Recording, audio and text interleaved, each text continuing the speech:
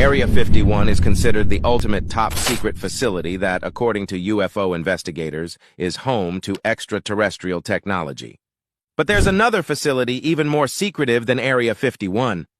It is the Dugway Proving Ground in Utah, a remote testing military facility that is sometimes referred to as Area 52. Although on paper this U.S. Army facility was established to test biological and chemical weapons, UFO watchers have witnessed strange phenomena at this military site for over 10 years. This has further cemented their belief that the government is reverse engineering alien crafts and using its advanced technology to create terrifying weapons. Get ready as we reveal a first-hand witness account that will blow your mind. Dugway Proving Ground DPG was established in 1942 after the 1941 attack on Pearl Harbor. Its purpose was to provide a secure base for the military to test chemical and biological munitions, essentially offensive weaponry. However, by 1970, its mission transitioned to work solely on defense. Over the years, the Proving Ground, which is also called an installation, has been expanded several times. It currently covers 1 to 1,200 square miles, making it bigger than the state of Rhode Island. But there's much more to the Dugway Proving Ground than the military cares to admit. Many ufologists and alien hunters believe DPG should be called the new Area 51, as it holds mysterious secrets that hint at extraterrestrial technology. One of the advocates is Dane Rosenfield, director of the Utah UFO Hunters. Dave has been researching and observing Dugway since the early 2000s and has seen things we can only imagine. It all began when he started receiving correspondence from people living around Dugway, claiming they had seen UFOs and other phenomena that were hard to explain. These UFOs demonstrated extraordinary technology, from reaching a dead stop in seconds to flying at unimaginable speeds. Witnesses had seen a lot of unusual activity around the skies above Dugway. Dave believes that much of this is linked to Area 51. When the Nevada military base became the center of public attention following Bob Lazar's claims, quick decisions had to be taken to secure the facility and the technology contained within. Therefore, much of the extraterrestrial material that was previously stored in Nevada, Area 51, was moved to Dugway, Utah. It was, after all, one of the most isolated areas in the U.S., and this remoteness could easily guarantee improved secrecy. Once this material reached Dugway, the U.S. military began reverse engineering UFOs and using their advanced technology to build extraordinary defense machines. But these are not simply assumptions. Dave has witnessed these high-tech crafts with his own eyes. One day he was on a railway track when he saw a triangular object in the sky. It was fairly large and black in color. It was moving toward him at one point, but suddenly it changed course and sped away. It was unlike anything he had seen before. The way it hovered low in the sky, maneuvered, and changed directions abruptly displayed technology much more advanced than the U.S. military claims to have. Unfortunately, it all happened so quickly that Dave never got a chance to take a picture of the mysterious craft, so we'll just have to take his word for it. Once, Dave posted something on his website, after which a few intimidating individuals turned up at his home, confronting him to delete the post or get charged with treason. They even pressured him to disclose the source who passed him that information, which he flatly refused. While we cannot discuss what that post contained, one thing is for sure: the U.S. military was willing to go to great lengths to safeguard Dugway's secrets. Dave is confident that the U.S. military is working on aircraft that defy gravity, can reach unimaginable speeds, and manipulate air and land in ways that baffle our senses. But this cutting-edge technology isn't a human invention. Dave believes that the U.S. military has alien spacecraft in their labs and is reverse engineering them to create their own aircraft. What's more, he is sure that these extraordinary crafts are being tested currently in Dugway Proving Ground, far away from the public's prying eyes. Let us remind you that his statements are based on actual evidence that he has captured himself. Have a look at this. The bizarre lights are not flares, since they are moving and changing positions. As Dave observed the lights, he watched them form a line and move in formation until they made a controlled turn. If you thought that was unusual, wait until you see the photographs Dave produced, which may be the most compelling evidence of it all. The pictures were taken in 2015. Dave was camping with his girlfriend south to the military installation when they saw a bright beam of light shooting out. It was frightening because they could also almost smell static electricity from where they were watching the beam. Here's the first time it fired. And here's the second time he caught the beam of light on camera. Dave could see the light passing through the clouds, probably going as far as outer space. As you can see, there are small blue dots in the photograph surrounding the light. Could these small blue dots be UFOs of extraterrestrial origin who saw the light from outside and came down to monitor how their technology was being used on Earth? Because this light beam definitely looks like an offensive weapon. Could this be a weapon of mass destruction back-engineered from downed UFOs? Another peculiar observation that Dave made at the military installation left him puzzled. The Dugway Range has so much dust around it that it's impossible for a vehicle to move on the ground without creating a dust trail. Once, Dave saw a dust trail on the range, but when he zoomed in to see the vehicle creating it, he could see nothing there. He was floored. He could clearly see multiple dust trails right in front of his eyes, but no vehicles to justify it. Could the U.S. military be developing a cloaking technique that many UFO observers have reported over the years? Interestingly, Dave isn't the only one to see extraordinary happening around Dugway. A former police officer on the Gooshoot Reservation reported seeing a flying saucer in the night sky when he was traveling a desolate road in the West Desert. But when he flashed a light beam on the UFO, it reacted by speeding up and disappearing over a mountain range. It was out of sight in seconds, moving faster than any known plane can travel. What made matters even more intriguing was the two fighter jets he saw following the flying saucer's flight path just minutes later. Is the U.S. military really testing alien technology at Dugway Proving Ground? Believe it or not, there are many experts like Davin Rosenfield who have made these claims over the years. One of them is Dr. Stephen Greer, who gave up a $400,000 per year career in medicine to make contact with extraterrestrials and expose a massive cover-up by the U.S. government dating back to the late 1940s. Greer is confident that a UFO crashed in Roswell, Mexico, 1947, and the remains of the ETs, as well as their flying saucer and medical scanning technology, were confiscated by the U.S. military. According to Greer, the U.S. secret black box program has been working in conjunction with Lockheed Martin to reverse engineer the alien technology since then. Did you know that former CEO of Lockheed Martin, Dr. Ben Rich, made a startling confession on his deathbed?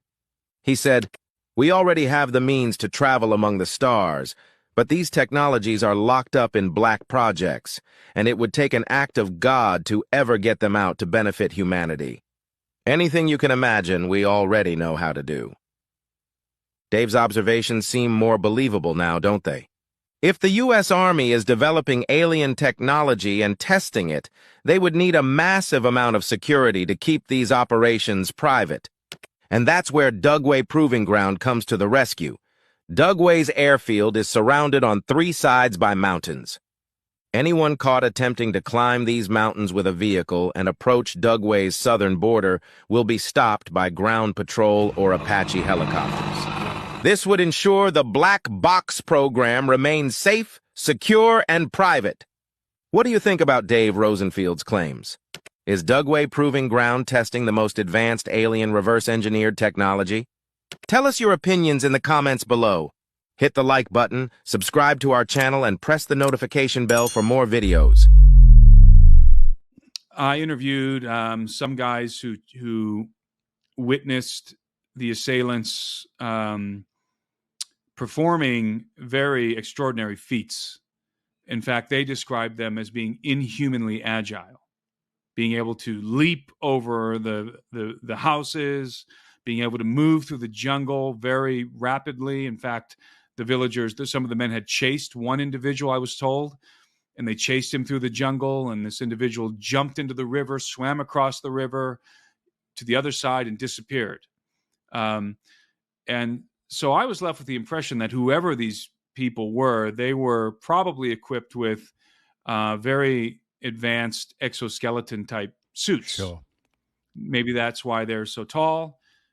Maybe that's why their footwear is so large. They're enhanced somehow with technology. These are, it seems to me, they're wearing exoskeleton suits, bulletproof.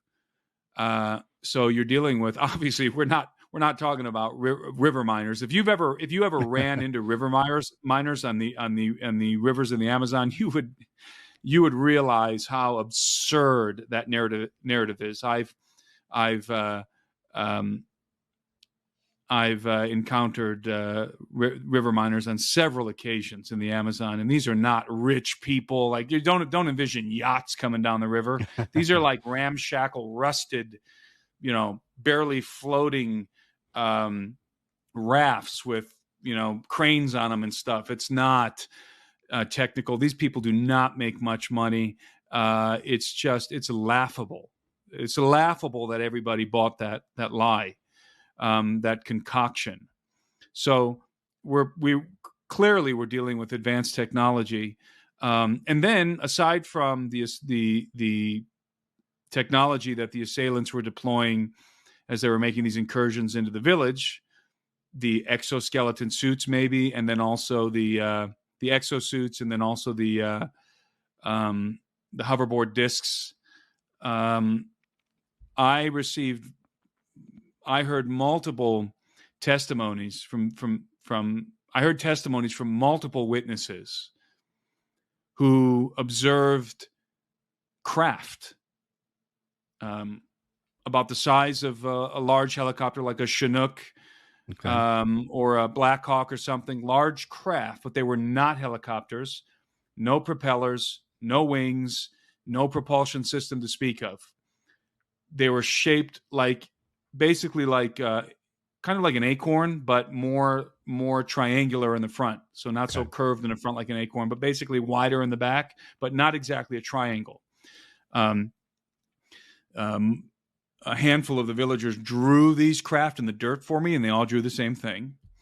And one of them, who had a remarkable encounter, drew the craft on an acrylic chalkboard, or rather acrylic board with a marker. And he explained it to me in great detail. And by the way, all of this that I'm saying is on my YouTube channel in my video, my expedition report on my YouTube channel. This gentleman told me that one night he was pulling up his nets at 3 a.m. in the river, and suddenly he said it was like the sun came up. It's like somebody turned the lights on. He said everything was illuminated around him. He saw this bright reflection in the water. He looks up, and about 30 or 40 feet above him is this craft, this acorn-shaped craft. He's looking straight up at it, and it's just hovering there silently above him. And the interesting thing about his testimony is he said it was transparent. There was a transparent mesh, like the body of the craft was transparent. He could see that there was some sort of structure, but it was like looking through mesh, he told me. So it looked like looking through a screen. And he said that he could see two individuals inside the craft. One was sort of in the front where he imagined the cockpit was, and then one was sort of in the middle. But he was looking directly up. Right. So he described the craft in great detail in the same way that everyone else described it. And he said that it had, it was about the size of a large helicopter. He said no propellers. These people see helicopters all the time. The Army is always flying missions in the Amazon over there in helicopters looking for drug traffickers. Right. And they see helicopters routinely. And they also see planes flying at low altitude routinely. And they also all watch all the same movies that we all watch. They watch all the Marvel movies. They watch all the same movies we watch. They know what helicopters are. These are not, by the way, this village, this is the Iquitu people, a very old tribe. They speak a language that's nearly extinct, the Iquitu language. I was fortunate to hear it, because when I got there, you'll see this in my video, they had like a little celebration for me and my team, and they gave me some traditional masatu, which is the traditional drink, and I drank it, and they did this dance, and then they did like a little Iquitu ceremony, which was really interesting, hearing that language that's almost gone, almost extinct, by some of the older people doing this ceremony, speaking Iquitu. it was really quite fascinating. But why did I say that? Oh, so these are not, they're not like primitive people. They're not wearing grass skirts and blowguns. These are civilized villagers. They are very remote, but they're just as informed in regard to pop culture as we are. Right. They know what helicopters are. They know what airplanes are. They're not confused. Okay, they're informed observers. And so he said that this craft, this acorn-shaped craft, did not have wings. Instead, it had little stubby protrusions on the side that opened up. So these protrusions would open up, and then they would deploy a series of rapidly blinking lights as if they were scanning. No noise, silent, and then they would fold back in. And he said that the craft eventually began to just gently move away because it had been hovering over him. And he's in the water. Yeah. There was no discharge of air or anything. It was all calm, nothing. And the craft began to move away. He said when it began to move away, it made a low frequency humming noise. And he saw some sort of exhaust like coming out the back. But he couldn't really describe. It was weird. He said he's never seen anything like it. It was sort of like he could just see sort of like the distortion in the air that something was coming out the back of it. But it wasn't like a jet, and it was just sort of floating away, making this low frequency humming sound. That craft, again, as I said, was viewed at close proximity by multiple people in the village at different times. One woman had a very close encounter with the craft right above her house, same deal, 40 feet above, except this time it was not transparent. It was black. It had like black matted, and it sort of had like that angular body armor, like an F-117 Nighthawk. Sure. Stealth fighter. But it wasn't an airplane. It was something entirely different. So we're looking at some sort of potentially anti-grav technology here, or some sort of technology that we cannot that we can't even comprehend.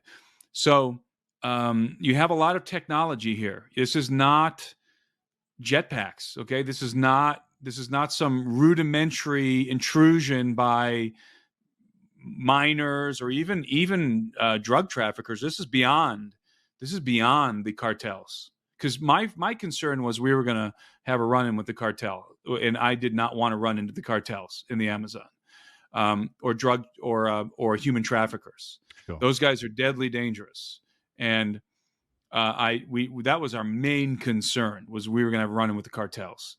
And we realized that after the evening of the first day, initially we thought maybe we're dealing with cartels, but after hearing about all this technology and the craft, and we knew this is out of the realm of what's normal. We knew there was no mundane explanation to what was happening. Whatever was happening was extraordinary. Hello, my name is Alfred Bielik, more commonly known as Al Bielik. Original family name is Edward Cameron. I have been involved in the Philadelphia Experiment, the Montauk Project, time travel, alien connections of the Montauk Project, and some other projects, all of which have been secret over the years, most of which have never been declassified. I wound up in the 28th century, and this was in a time period of 2749 to 2751 AD. Talk about changes in civilization, society, and everything else. It was drastically changed from what we saw in 2137, as this is now 600 years later. The cities were enormous. The cities were beautiful. They had ground-based cities, much as we have always had them, but they also had something else, floating cities. Floating cities, due to anti-gravity techniques being perfected sufficiently that they could float an entire city, which was perhaps not as large as any of our current cities. It was round, or very nearly round, but it floated on this platform, and they could move the city any place they wanted, remaining floating in the air, 4,000 or 5,000 feet above the ground, perhaps, or a little less, depending on what they wanted. But the size of the city was vertical rather than horizontal, 2,200 stories high. That's about 2.5 miles. The cities could move anywhere on the planet. Basically, they stayed hovering and floating. If they didn't like a particular location, they'd move somewhere else. There wasn't that much traffic in moving cities, I can assure you, because the world population in that era, in the 28th century, was only 500 million, and I was instructed later that that was where they had held it for centuries, there would be no more than approximately 500 million population. Some of the features of this, let's start from the political standpoint. As I learned, all of these cities, whether they're ground-based cities, which the majority were, because they had to do manufacturing, they had to have agriculture and various other things to supply the needs of civilization. But all of them, whether floating or ground-based, were rather interesting in their governmental form. They had essentially no government. There's no government as we know it today. There was no money, there's no banks, there's no political jurisdictions, and there was resolved down to what would be best called a city-state structure, where the city is the state, and any other cities from that one are independent and operate in their own independent manner. So that was the major change there. There was no elected government, there was no appointed government, there was no government as we haven't seen it in the past. As I found out, each city was run by an intelligent computer, synthetic intelligence, synthetic consciousness, a highly radioactive crystalline structure. Who built them, I had no idea. Nobody seemed to know, but they've been there for hundreds of years. And this computer ran the entire city. There were guidelines set down, there were law books, but no courts. There were guidelines set down as to how you're to behave, what your parameters were. Within these parameters, anything went. Anything was not considered kosher within this realm, this parameter limit, would be expressed as a yellow zone, a zone that you don't want to go into and you don't want to become involved in that type of behavior. If you got out into that area, you were given an invite for a reprimand to the computer, which there was one in every city, running each city. You would literally be called in for, shall we say, an interview or an audience with the computer, and you would be advised that you had broken the law, but it wasn't considered a felony, it was a misdemeanor. A misdemeanor and such. If you were judged guilty, you were sent off to one of the work camps for whatever purpose they did in the work camps. Very much like today, I presume, where any kind of labor, menial or otherwise, had to be done was done. And that was compulsory, that was not voluntary. If you were called in because you had gone outside the yellow zone into what is called the red zone, which is basically what you would today call a felony offense, you were immediately called in for an interview.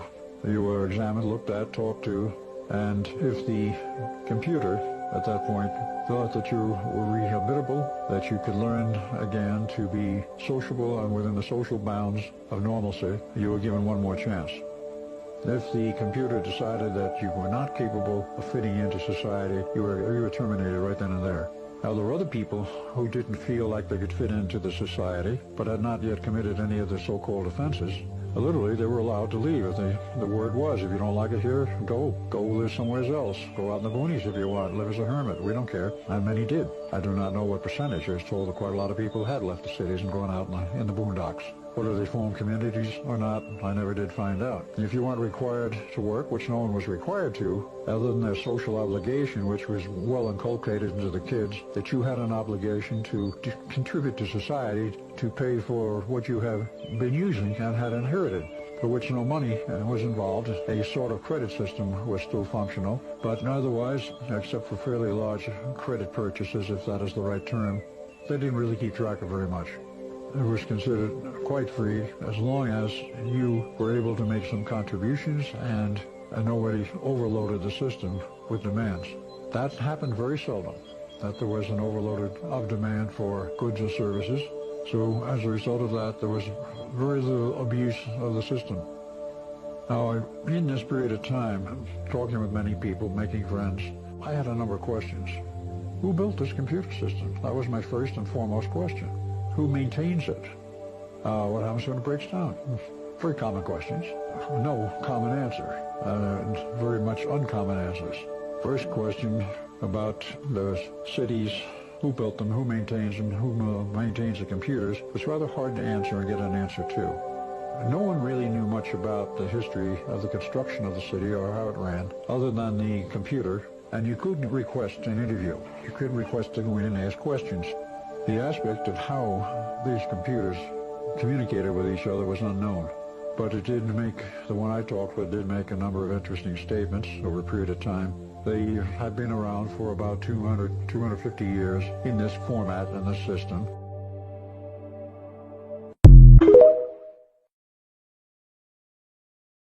This man encountered alien race that lived 12 light years from Earth, who were descendants of humans. In June 1920, Albert Coe was on holiday with his family and went on a solo trip to explore the mountains along the banks of the Mattawa River in Ontario.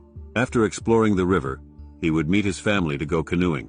While he was having a great time alone on the riverbank, he heard a voice screaming for help. He looked around but could not see anyone. Coe walked some yards toward the direction of the voice. Soon he found a cleft, measuring 5 foot wide, situated diagonally in the direction of the river. As he approached further, he found a blond stranger trapped in the narrow crack that was around 2.5 feet below the surface. He was severely injured with only one arm free. Coe could not lift him only using his hands, so he decided to use his ropes and other equipment to pull the man up. After some efforts, he successfully freed the stranger and brought him up safely from a tight gap. The stranger had a wounded leg and was unable to walk. He asked Coe if he had some water. Coe used his hat to scoop the river water and the stranger drank it. Besides, he bandaged the stranger's wounds with his handkerchief. While Coe was helping the blond man, he noticed something peculiar in him. Coe wrote in his self-published book, The Shocking Truth, 1969, that he was wearing an odd silver-gray tight jumper-type garment. It had a leathery feel without a belt or visible fasteners attached, but just under the chest was a small instrument panel. Coe got curious and politely asked the stranger who he was and what he had been doing there. The man replied that he had come there for fishing in a plane that was parked nearby. Coe indeed saw a fishing rod and other stuff to support the man's story. While they were having a conversation, the stranger was able to walk. He thanked Coe for his help and wanted to go to his plane. Coe insisted on walking with him to his plane, but the stranger found it a bit uncomfortable and declined his offer. Regardless, the man soon understood that he could not walk without Coe's help. Subsequently, Coe helped him, reaching his plane, but the stranger asked him to promise that he would never reveal anything to anyone about their meeting and the things he was going to see further. Coe agreed, and the stranger showed him his plane, noting that his father had built it. A round silver disc about 20 feet in diameter was standing on 3 legs in the form of a tripod, without propeller, engine, wings, or fuselage. The craft had no window, which made Coe wonder how anyone could see out steering and navigating. The stranger told him that the craft was at the experimental stage and highly secret, and that he was allowed to use it occasionally. The underside of the craft, which was no more than 4 feet from the ground, was separated into 3 compartments, which were revealed when the stranger pressed a button that released a short ladder. Coe assisted him onto the ladder, and when told to do so, gave him a push upwards and into the vehicle. The stranger thanked Coe for his assistance and promised to meet him again in the future. Coe was instructed to step away from the craft during the liftoff, which he did. He described, "At first it gave off a low whistling sound, picked up speed, mounting to a high-pitched whine, finally going above the audible capabilities of the ear.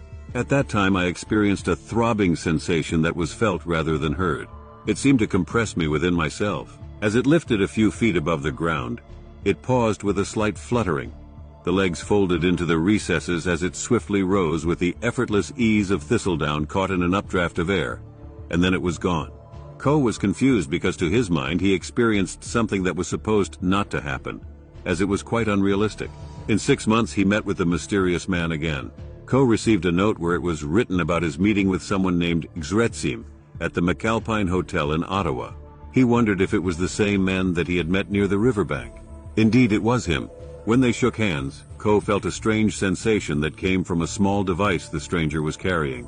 Coe later explained to Dr. Berthold Schwartz that the device registered vibrational frequency of his body, the data from which could be shown on a television-like screen elsewhere. According to him, his frequency was on the database. His every move was monitorable. Coe said, "They did this to make sure I'd keep my promise." During his second meeting, Coe found out that the man's name was Zret.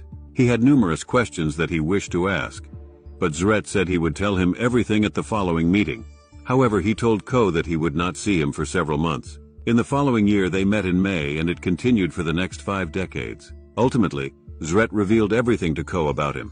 Zret belonged to a small group of extraterrestrial beings who came to observe human scientific advances. For Earthlings, he was pursuing his career in electronic engineering. The history of his people dates for thousands of years, but this particular mission began in 1904, when 100 people such as himself infiltrated every major nation of the planet as small groups of technicians to observe and evaluate each step of humanity's advancement. In Earth's time standard, I am exactly 304 years older than you. This reversal to youth was a vital requirement in establishing our identity as Earthlings. for the foundation block in the fulfillment of our mission here depends upon being accepted by your various races as their own. Zaret told Ko that when he had fallen, the panel on his chest got broken and he could not send signals to his base for help. In further meetings, Ko learned in detail about Zaret's civilization. He was told that they had come from a planet named Norka, which orbited Tau Ceti, situated at a distance of 12 light-years from the solar system. The planet stopped supporting life around 14,000 years ago, so they began exploring other habitable planets and fortunately found them in the solar system. During their visit, they met with Cro-Magnon humans, earliest human beings. They also established bases on Venus and Mars. They evacuated from their planet using 62 huge carrier ships that could carry thousands of Norkans to their new home. The journey was disastrous as they lost several ships, killing thousands of people, and remained crash-landed on Mars. They had spent thousands of years on Mars and managed to survive in the harsh environment of the Red Planet. As they progressed, they sent 2 ships out for better terrain, one to study Venus's atmosphere, and the other carrying the majority of people to Earth. According to Ko, humans on Earth were all dark-haired with dark eyes. The mutation occurred when Norkans started interbreeding them, and people with blue or green eyes and other complexions appeared. Interestingly, the locations offered to their settlements and the alleged point in time it occurred would lead some people to draw connections to this apparent mystery civilization and the legends of Atlantis. Zaret stated that there is still a Norkan base on Venus and that they still regularly conduct experiments on Mars due to its thin atmosphere, which makes it an ideal laboratory. Ko never uttered a word about his meeting with Zaret until the late 1950s. He finally told his wife, but she hardly believed it at first. There is no way to prove if Ko's stories are true, but it should be noted that he never took any monetary help from them. All he did was write a self-published book about his experiences. His account is still the most interesting and widely known to UFO researchers. You know that reptilians and Draco, the blood sacrifices, the whole Luciferian thing, the kids being killed and eaten. I mean, that humans have been eaten and taken off planet, et cetera, and used for slaves in other colonies, etc. I hate to say that, but that's far worse than what you've just said. It's far worse. Yes, far worse. Far worse, yeah. And that the whole blood situation is it's unbelievable, and right. I don't know how we say that to the public. I don't know how. To me, if we get into that, and I know all about it, okay, all right, far more than you know. Sure, all right? I'm sure. When we get into that, if we release it, 70–80% of everybody that listens to your program is going to say, you're smoking pot. I don't believe that, and I don't believe anything you people talk about on extraterrestrial. And it's going to kill what disclosure is trying to do. That's my opinion. But you know the pedophilia is starting to be exposed everywhere. You know that much is coming out. Oh, yeah. But you know the part that I don't want to talk about. I hear you. Okay? Yeah. Saying as much as you said right now is actually great. Okay. You know what I mean? Yes. Because you basically are, anyone who's hearing everything else you say is going to have to come to home with this. And if they want to know more, it's out there. It's more and more, it's out there. Yeah. Now, I'm not going to speak for Bob, but Bob Wood, Dr. Wood, who's worked with me on my book, okay? Yes. He's a genius. If we were in the conference room and we were talking and there was a big table there, he would have his fist like this and he would slam that table. I want every GD thing exposed. I want it all Good out. for him. That's lovely to hear. And I have to say, I'm having a hard time disagreeing with him, but well, we can do another interview on that subject so that, this one, it goes out, because I know you really want this information out. You want people to start to wake up, and we don't want to turn them off to any... We don't want, you just said it, we don't want them to be turned off. We don't want them to not believe what's being said, okay? I know, but and this, yeah, it's... and some, we can get into it partially, but I'm saying, I personally don't want to be involved in doing what Bob wants to do. It's too heavy. I think it's going to really hurt getting more people to get involved in this subject. Okay, they're going to say Bill Tompkins is smoking pot. I don't believe one damn word. I don't want to hear about any of this. Okay, I don't want to hear about it. My philosophy on this, which is humans are not protecting themselves. They're not protected. And so if you don't warn them, you're culpable. The next time somebody gets snatched and eaten or taken away, or their child, and I'm more concerned about the children, obviously, than anything else. That's that's it. That's what. And so that's my statement. My statement is, I care about the children, and I want to protect the children. How can you protect a child? You must tell them. You must tell their parents what's happening, what's really going on this planet, and it's about time we humans are able to protect ourselves. There's a lot of New Agers out there who want nothing but to believe that there's ETs, definitely, but they're all hearts and flowers and good guys. Right. Yes. And this is such a dangerous thing to put out there, because again, you get humans that will not be able to protect themselves. That's also not understand. Some people get the wrong idea about Camelot, but I'm actually in favor of the military. I know it sounds crazy, but I actually understand that we have a lot of military that are putting their lives on the line. Yes. In a daily basis to protect humans that have absolutely no idea that they're in danger. You're right. Absolutely. I agree. And that's got to change. Yeah, it's got to change. Yeah. So, I realize that people have no idea what a brave man you are.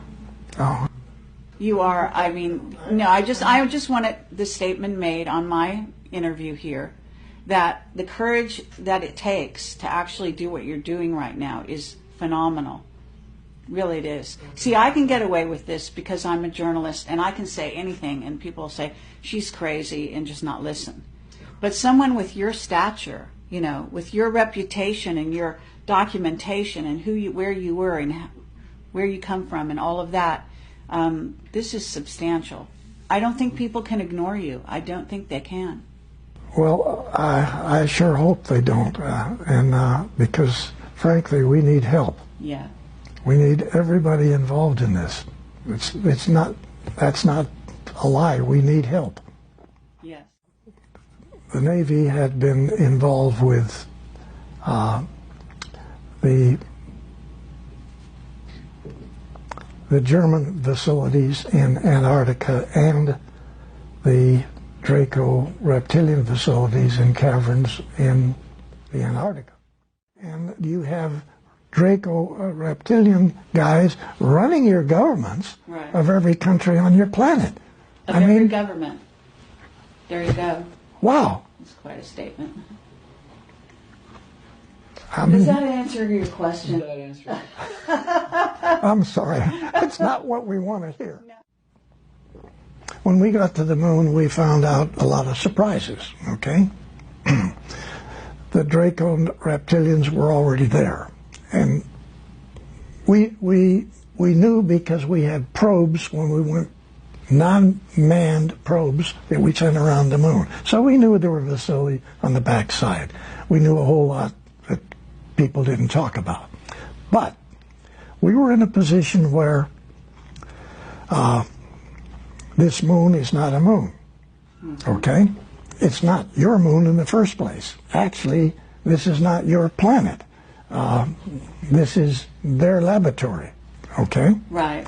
Okay, the Dracos, you mean, or the reptilians? Draco reptilian / reptilian. And I'm going to ask you what they all look like and all that, at some point. Okay. Because I know. Okay, let's get to when it was it Neil Armstrong landed on the moon, and he said that thing that you heard him say, and Michael wants to get real specific about this. So basically, there were 7 huge craft there, and you said on one of the shows out there, you said that the reptilians actually showed up beneath their craft, and they gave the finger. Okay, they were parked around the side of the crater. Yeah. Okay, they were not parked on it; they were floating above it. Okay, yeah. So there were hundreds of these 9-foot reptilian guys standing with their legs. Hundreds. Yeah, they were all the way across underneath their vehicles, Okay, standing so on the 9 crater. feet, and what do they look like?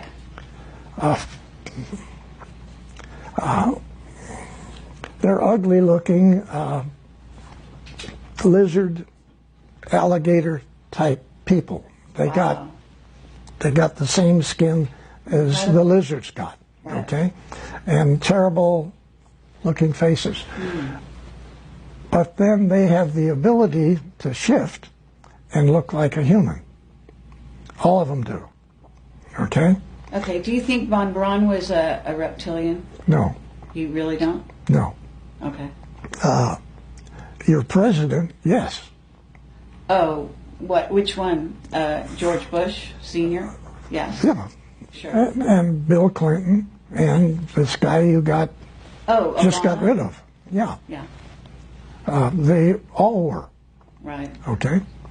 So, and they all have this ability to make themselves look like real good-looking people. And you're saying Trump isn't one? No, he's not. Well, Okay? that's a relief. And and he knows more about this subject than people realize. Oh, Okay. excellent. Join the fight against the reptilians and Dracos that are basically plundering the galaxies, taking over planets, etc. And you've said something very similar to that. Yeah, I have to agree with that. I'm just saying that this is our situation. And I guess that we should wrap this up. And I want to say thank you I very love much. you. Love you. Love you. And Okay. thank you for your Yeah. service to humanity. Okay. Okay? Appreciate it. And I mean that from the bottom of my heart and the top of my heart. Moon mysteries. Millions of aliens living there. Remote viewer finds tall towers built by not humans. There are so many mysteries circulating around the Earth's only satellite. From its origin to the first moon landing, this space rock has become a great discussion among UFO enthusiasts. NASA is blamed for hiding the information about the moon photos, on which several agency whistleblowers claim to see artificial structures, UFOs, and even entities. Apollo 11 alleged UFO encounter. In 1987, British UFO researcher Timothy Good wrote a book entitled Above Top Secret: The Worldwide UFO Cover-Up, in which he stated that Neil Armstrong saw other spacecraft. It has been the most bizarre claim ever made. According to Mr. Good, a former female MI6 agent told him that Neil Armstrong suggested to her that there were other spacecraft on the moon when Apollo 11 landed in 1969. In his book, Above Top Secret, Good wrote that there are certain people, whose identities are still questionable, who claimed that Armstrong did in fact encounter UFOs on the moon. Former NASA worker Dr. Ken Johnston claimed that NASA knows that the crew of Apollo 11 discovered ancient alien cities and the remains of incredibly advanced machinery on the moon. Some of these technologies can manipulate gravity. According to Dr. Johnston, the Apollo astronauts brought back photographic evidence of the artifacts they found during their extravehicular activities on the moon. Johnston claimed that NASA ordered to destroy the EVA images at the Jet Propulsion Laboratory, JPL, but he refused. When he went public, he was fired from the agency. Additionally, Dr. Ken Johnston, who is a retired aerospace engineer and former active-duty U.S. Marine, is now known as NASA whistleblower. He refuses the term whistleblower, as he says what he did was providing the public with first-hand information that they deserve to know. Donna Hare claimed to have worked for NASA contactor Philco Ford in the early 1970s. She had a high-security clearance to walk in NASA's photo lab and other departments. During the Disclosure Project press conference, Hare revealed that NASA covered up and eliminated space anomalies such as UFOs from the satellite photos. Hare has got several awards in the space programs. She dedicated most of her time as a technical illustrator in space programs. She created lunar maps, landing slides, and had been working for 15 years as a subcontractor for NASA. No one was allowed to talk about them in public. Otherwise, they would face serious consequences after retirement. She remembered that one person from that secret program told her that every astronaut had seen those crafts during their space missions.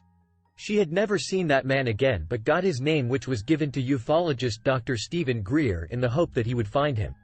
A former CIA pilot, John Lear, gave part of his life to serve as a U.S. Air Force pilot and then worked for the Central Intelligence Agency, CIA.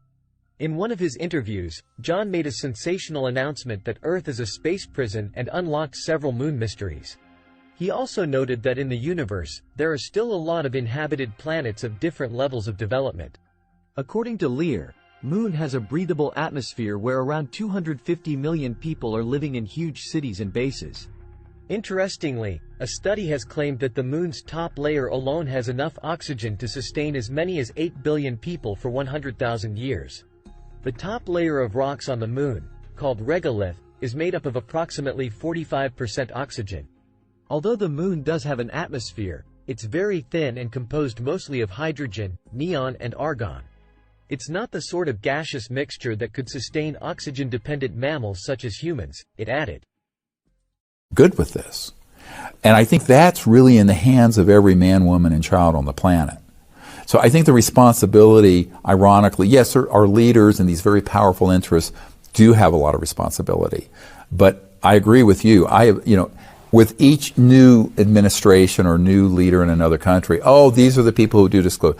And I've been saying for 20 years, remember the 2001 Disclosure Project Press Club event, I did because I had already decided and concluded that the governments of the world won't do it unless we do it first. So if the people lead, the leaders will follow. So we, the people, have to provide the impetus, the leadership, the vision. And I think that is a message of empowerment. It sort of scares people because people would rather sit in front of their television looking at TV and eating Cheetos.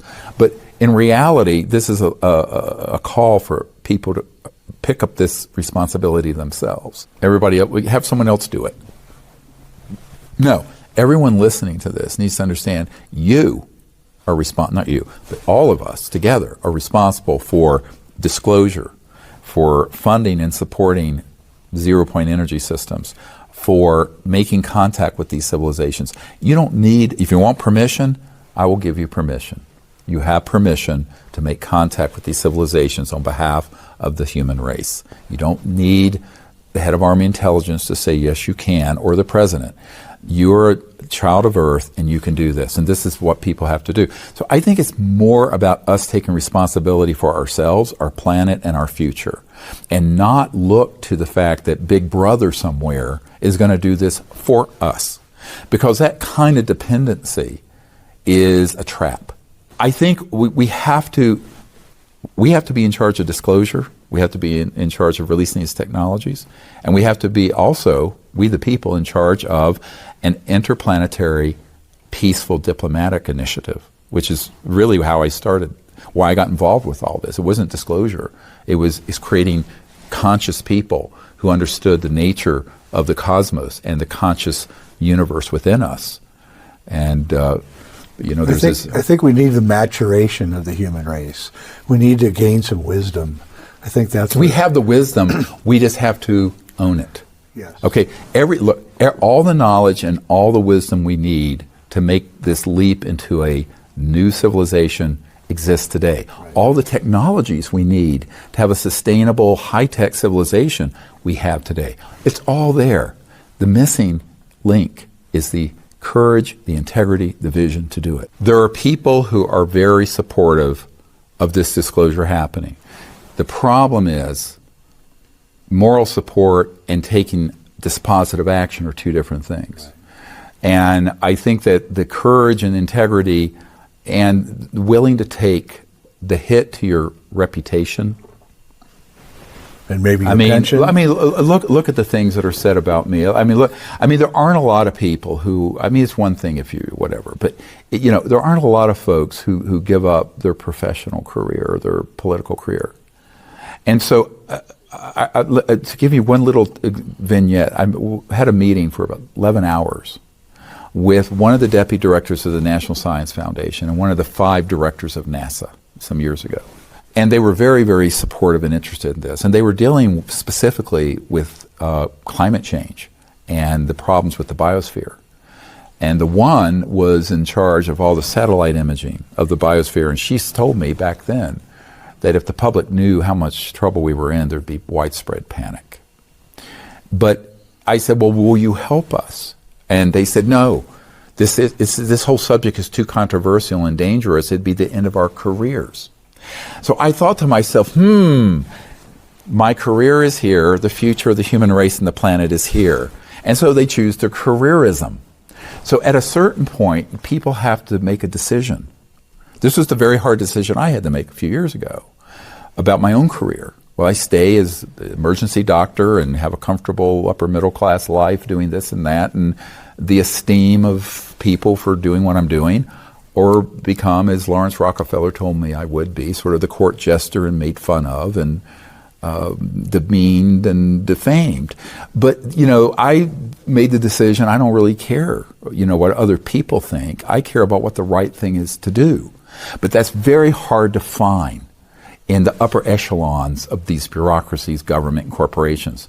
This is why I keep returning to the fact that, yes, there are a lot of people following disclosure, a lot of people supportive, but they don't want to lead it. Remember my story about Lawrence Rockefeller making his fingers like this, talking about the flock of geese? Not even he wanted to lead it. He was towards the end of his life. He wanted to be way back here. He didn't want to be up here. So I think the people need to take this leadership. The people need to do this. And I think the more that we empower ourselves and get out of this mindset that someone's going to do it for us, the better off we're going to be. It's time for us to come together as a planet, as a people. I hope Gaia can be instrumental in this in the future, to organize a global movement to see that happen. Because, really very quickly, this planet could be taken from the path it's on into a path of enlightenment and sustainability that'd be just amazingly beautiful. We wouldn't even recognize it in 20 years. There is a video from 2008. Now, this video, some people say it's hoaxed, some people say it's the real deal. I don't know whether you know or not, whether it's the real deal or not, but it certainly is one of the best videos we've ever seen close up of what purports to be a UFO. Do you know anything about that one? It's supposed to be from Istanbul, Turkey. If this is a video which is called a Comburgos video, which is a close-up of a craft, in fact so close that you can see the occupants, it is 100% real, and I was there as that was filmed. Okay, that's what I wanted to hear. I wanted to know. Up on my website. Unfortunately, the one that's the depiction that's up there is not as clear as the other footage I have, and we're going to switch it soon. The one I have is the clearest footage of it.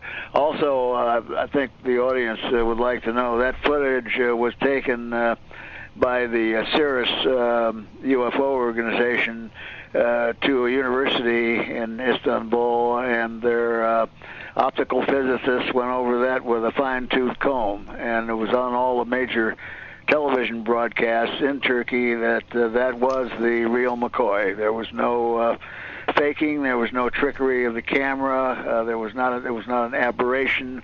It was not a frisbee. It talked about the reflected light off of the craft, which was coming from the full moon, and that the areas where you see the occupants are some kind of a backlighting.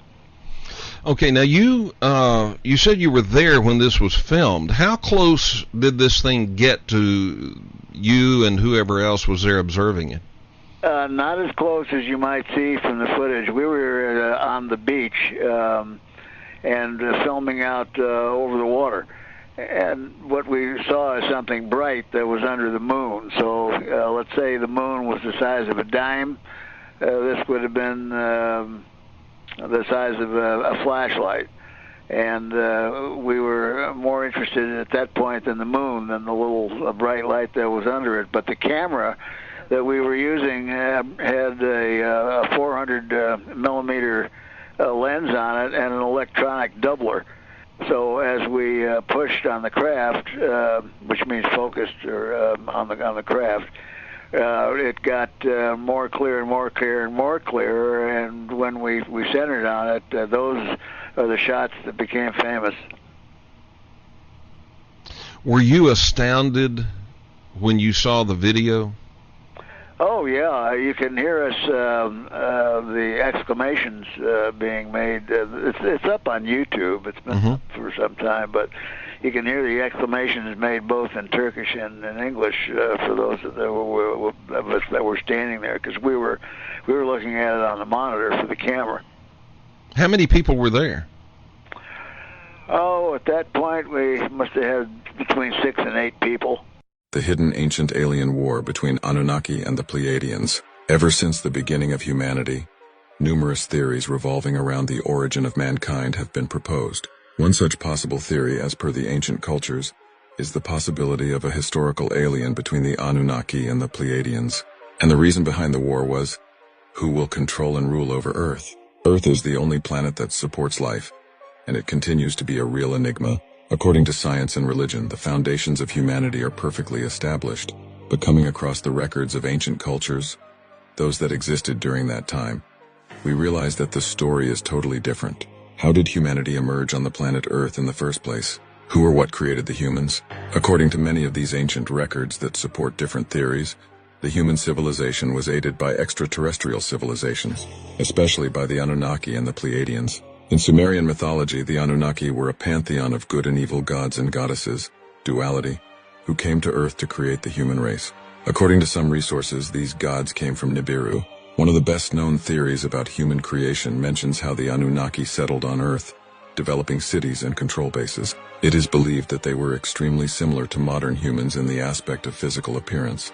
Simply put, they were humanoid in appearance. However, the major difference between these beings and humans was their skin, which was a grayish hue in comparison. Due to an ecological cataclysm on their home planet Nibiru, they had to travel to Earth in search of gold. This story is found in different ancient civilizations, especially in Sumerian mythology. The Sumerians said that a year on planet Nibiru, a SARS, is equivalent in time to 3,600 years of land. The Anunnaki life expectancies were 120 SARS, which is 120 NX 3,600 or 432,000 years. It is believed by the theorists that the Pleiadians were unconditional beings who moved through love, wisdom, and light. The Pleiadians are believed to be much older than humanity, hence it was more developed, both spiritually and technologically. They had a greater sense of empathy, which always made them want to be in solidarity with others. However, they descended upon Earth to help humanity. Thus, we can find them in practically all the ancient cultures, where they are recorded as beings who arrived from the cluster of the Pleiades, with different names but with an almost identical history. Many theories in relation to this war mention that the deities that came from the heavens referred to these beings that came from space, drove humanity to its development, and later helped to come out of a slave yoke to give them freedom.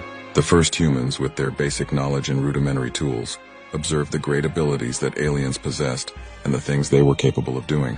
Sometimes the things that were totally out of reach and understanding, humans began to worship them as superior beings, learning from them their techniques and signifying a full stop in human history. However, the Pleiadians, being harmonious and light beings, did not agree with the slavery attitude that the Anunnaki had towards humans, which began to create differences between both civilizations. The Sumerian civilization, the first human civilization as we know it, came to an abrupt end in mid-2024 BC. It is believed that a mysterious radioactive cloud brought by the winds from the Sinai Peninsula turned out to be deadly for them. How is it possible that a radioactive cloud appeared out of nowhere, wiping out a civilization that was centuries old? The most logical answer, with our current knowledge, is that they became the victim of the ravages of a nuclear explosion. The explosion produced by the war between the Anunnaki and the Pleiadians in search of taking control of the planet. Obviously, to date, no record mentions that there was a war in history that we have always been led to believe. However, the findings of ancient tablets and writings have given us to understanding this possibility, a possibility that would fill many more voids and tie up the loose ends of traditional history. This is Brian O'Leary, and Brian O'Leary, yes, PhD, Berkeley, astronomy, 1967, and I was in the astronaut program briefly, and then I was on various Ivy League faculties for a number of years in various astronomy and physics departments, and spent a year with Morris Udall as his energy advisor when he ran for president in the 1970s, which has relevance in the energy issues that I've been addressing lately.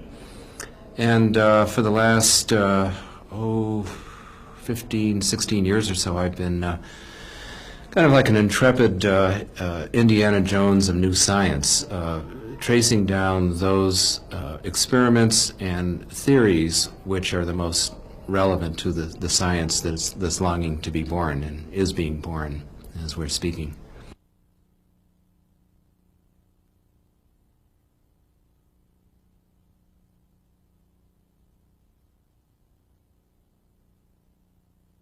Well, Miracle in the Void is about, it's about free energy, basically. It's about new energy sources that are being developed worldwide that include cold fusion, magnetic motors, and various solid-state devices that are producing unusual amounts of energy, and in some cases over unity power. In other words, there's more, as measured by traditional means, there's more output power than input power.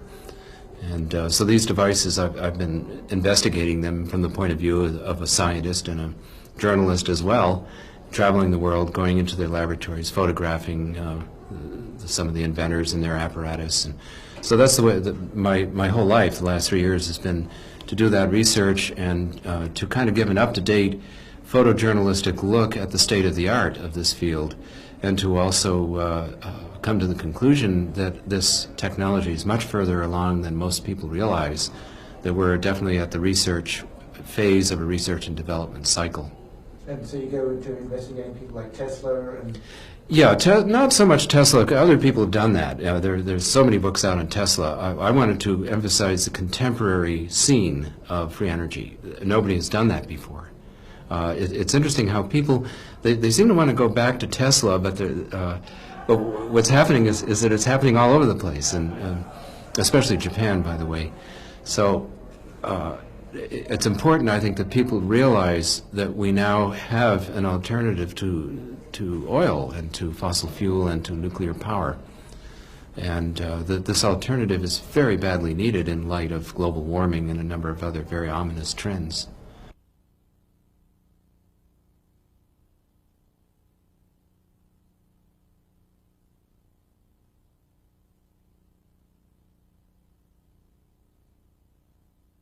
The three basic technologies of free energy are cold fusion, and we now believe the same general physical principles apply. Cold fusion, which is basically a technique of introducing hydrogen into a metal lattice. So that's one approach. Another is magnetic motors. These are magnetic wheels that have magnets on them that rotate. And the rotary motion then constitutes an interaction with this hypothesized zero-point energy field, which is the potential energy field that underlies free energy. So that's another approach. And then another one is solid state, where you have either a crystal or a specially conditioned magnet, which, just like in a radio station, it resonates with the zero-point field, allowing us to either extract or put energy into the system. And so these are the three basic technologies, and the thing that surprised me was how well along they were, that although nothing has been pervasively marketed yet, many of these technologies are very close to being marketed, and especially in Japan. Japan this year alone is spending $100 million in free energy research and development. Among the people that Japan is supporting, for example, the Toyota Corporation is supporting Stanley Pons and Martin Fleischmann in their cold fusion research in the south of France. See, they're expatriated Americans because we gave them a hard time. And that's what's happened in this country. It's been kind of a reversal, a role reversal, whereas in this country, rather than to encourage innovation and to allow people to move ahead with their better mousetraps, instead, this technology has been consistently suppressed, and where people have felt alienated from the culture, in many cases expatriated. In some cases, people have had threats to their well-being. Some people have had their devices confiscated by the Department of Defense because of possible national security uses.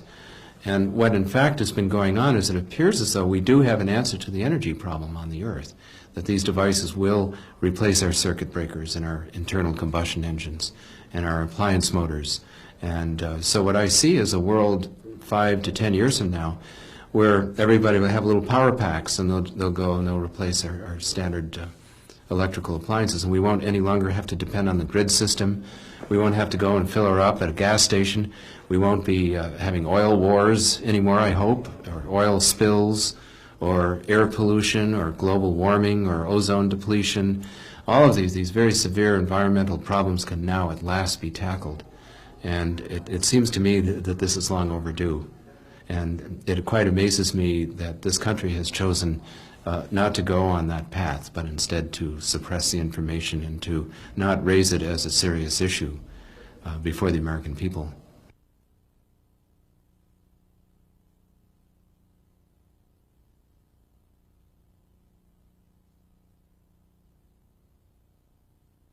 Well, first of all, we're talking about supplanting a $2 trillion per year economy, and that certainly is true, is that the oil companies, utilities, the nuclear power companies, they would all stand to feel threatened by this.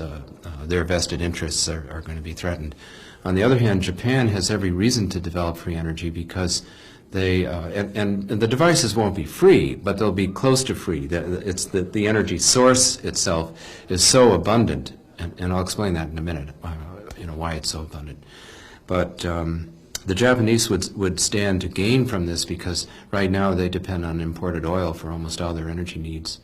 And what this will do is this will remove our dependence on foreign oil and remove our dependence on oil, period. And it's about time we faced some of those issues, especially since the Earth is being severely assaulted in ways even beyond what's been publicized widely. That global warming, for example, airborne diseases will more readily spread, and there's a consensus among mainstream climatologists and public health officials that we're in a very serious threshold here, and that we're going to have to stop this kind of drunken binge we've been on with fossil fuels. And the United States alone, it's amazing what we're doing. I mean, there are people that want to drill for oil in the one remaining wildlife sanctuary where caribous have their calves in the North Slope just to get another half a year of oil for the United States. Worldwide, we've tripled our oil production since the perception we had an energy crisis in the 1970s. And around that time, I was quite involved politically. I was Morris Udall's energy advisor and worked for his Energy and Environment Subcommittee at a time when these issues were more topical.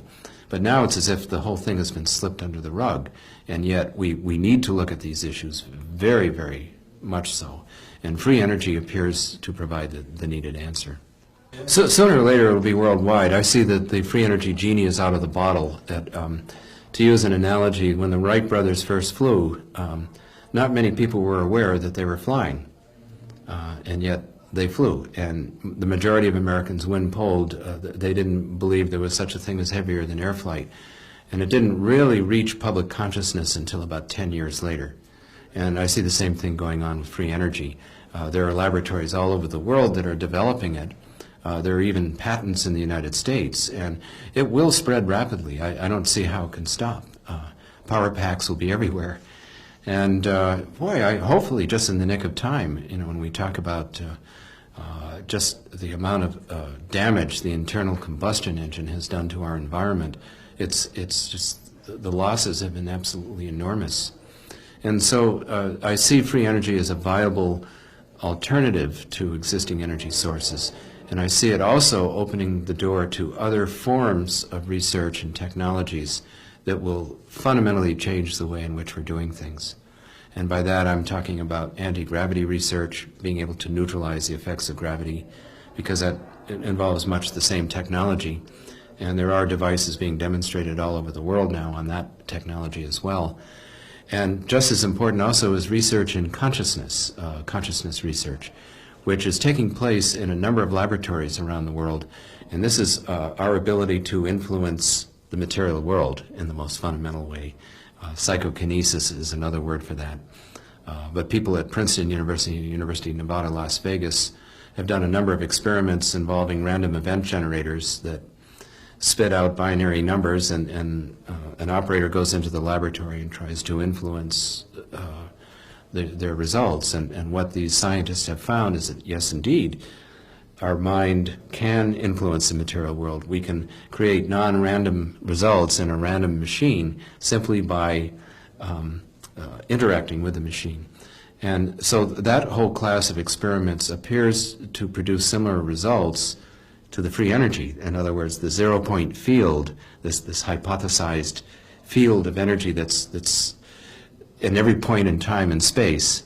And it's more than hypothesized now, as a matter of fact, because some leading theoreticians have already published papers in the peer-reviewed literature, Physical Review A and so forth, in which the concept is now much better understood. And by the way, what we're dealing with here is that if we accelerate an electromagnetic charge in this hypothesized field, this zero-point field, called zero point because it's still there even at temperatures of absolute zero, then you may get results. You might get energy out, you might get energy in. And these devices appear to, of course, present us with a great deal of energy. You don't need very much of it to be of practical use. According to the Nobel laureate John Archibald Wheeler, 1 coffee cup full of empty space contains enough potential energy to evaporate all of the Earth's oceans. It's just a vast potential field. But you see, we got sidetracked. Nikola Tesla and others early this century were starting to work on these areas, but they got cut off by the capitalists of the time. And so it was like the 20th century is almost like a bad dream, that where we just about and are ruining the environment by abusing our energy sources. But now you see that's all changing. And now we both theoretically and experimentally understand what's going on, and it's just a matter of time before it hits the marketplace. You know, one can be extremely grounded about this. This is a very applied, very practical field of science. And some of the straightest, most conservative engineers are in this field of free energy. So it's not even, you don't even have to bring in metaphysics. It's totally physical, totally there for anybody to investigate as he wishes.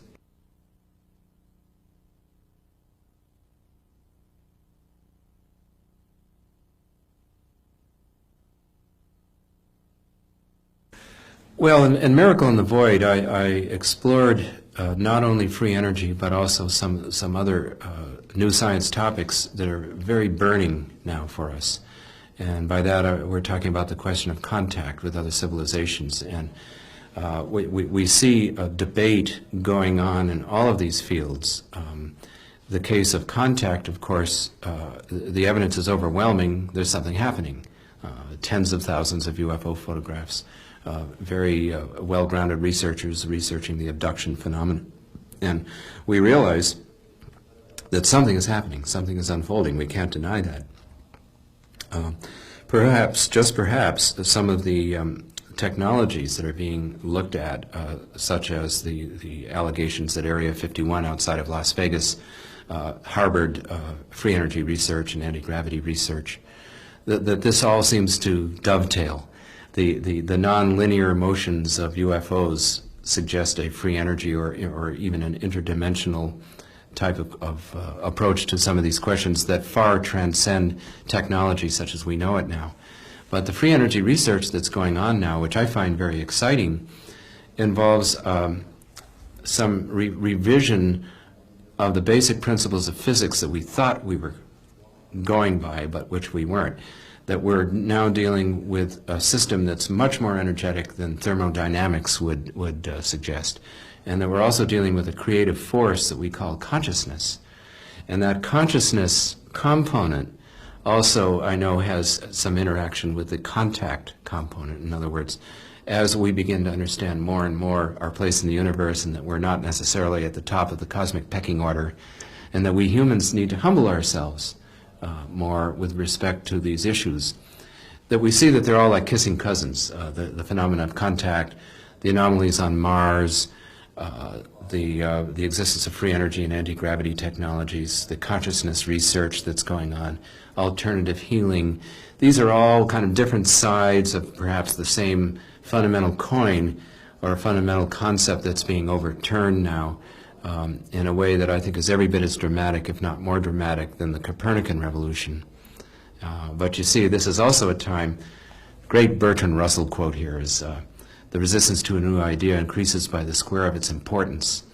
And free energy is obviously an idea whose time has come. It's one that the marketplace forces will bring in anyway.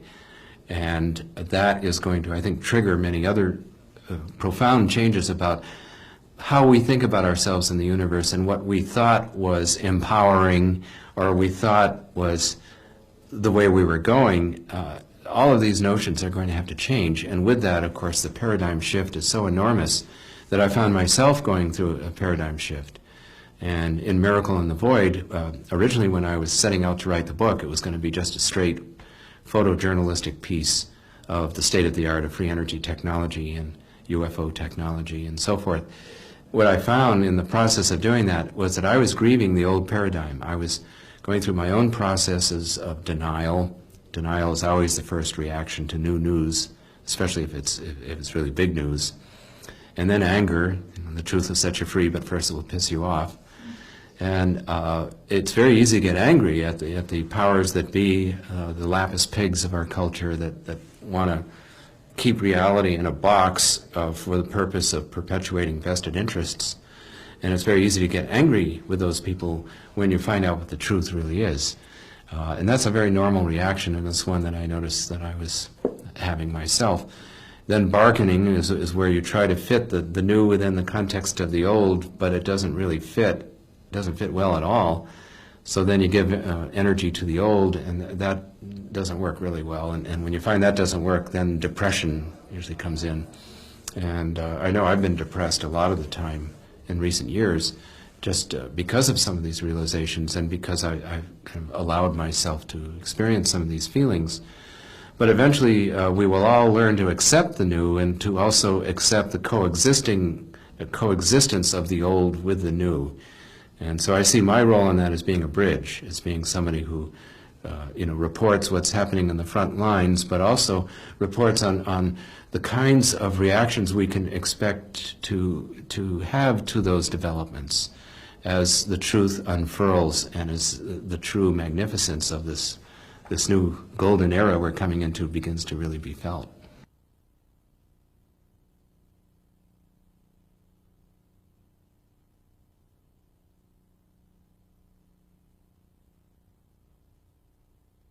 I don't think we have any choice but to use free energy because, well, number one, the genie's out of the bottle, so no matter any kind of stuffing that you or I or anybody else would want to do probably couldn't be done anyway.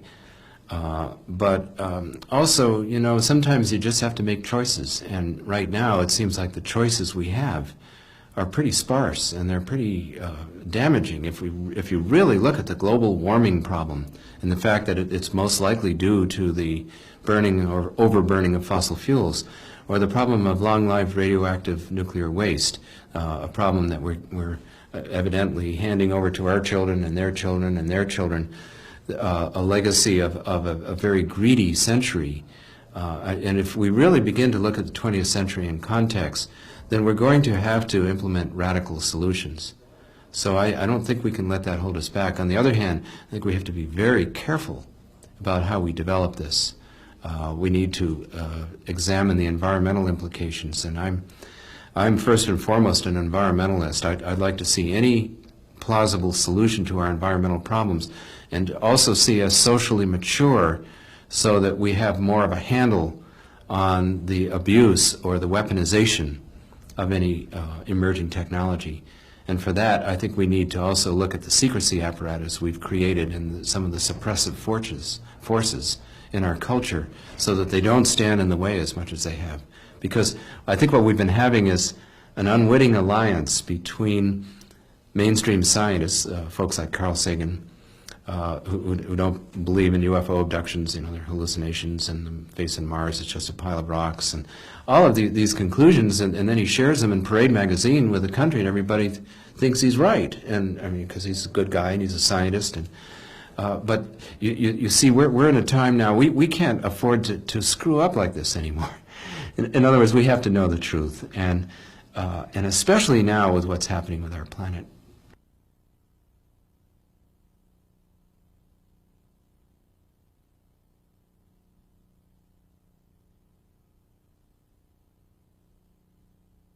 Okay, 0 point means absolute temperature. Temperatures of absolute zero. This energy force still exists. This is a principle that has been known by a number of physicists, very eminent physicists, It's basically a field of radiation that's the same at every point in space and behaves the same in all directions. And so it's virtually impossible to detect or measure or extract. It's like the problem of trying to weigh a beaker of ocean water underneath the surface of the ocean. What do you measure with respect to what? Well, the way you get around that problem is to accelerate an electromagnetic charge in the zero-point field. And that field is everywhere. It's in every point in time and space. And you don't need any matter to be there. And the energy is in potential form. It's like a reservoir that's sitting there but has been untapped because we've been too dumb to do anything about it. Well, now we're getting smarter, and we're beginning to understand the concept of zero-point energy or free energy, both theoretically and experimentally.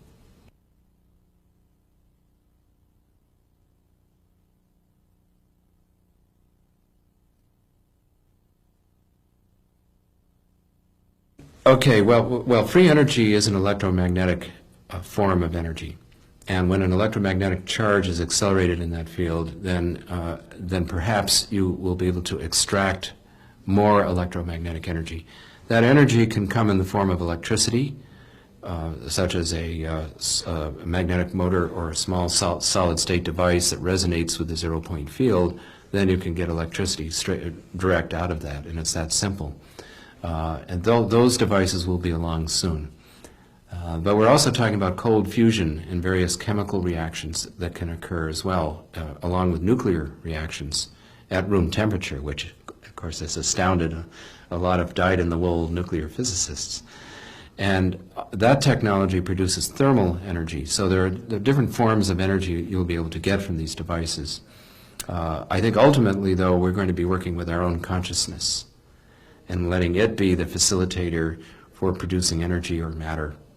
And then we'll find that matter doesn't really matter, and that actually energy, I think we're going to be also evolving our ideas about what is energy. It's a very interesting question. And what forms does the energy take, and is it, as the physicists suggest, that energy and mass are different types of quantities that are somehow magically converted one into the other? And what we're finding out now is that mass is probably really only trapped energy, and it's only the tendency to resist acceleration with the zero-point field. So that our concept of mass is getting revised, and also our concept of gravity, what's meant by gravity. And gravity is probably also an electromagnetic force, because you can interact with gravity using the zero-point energy field.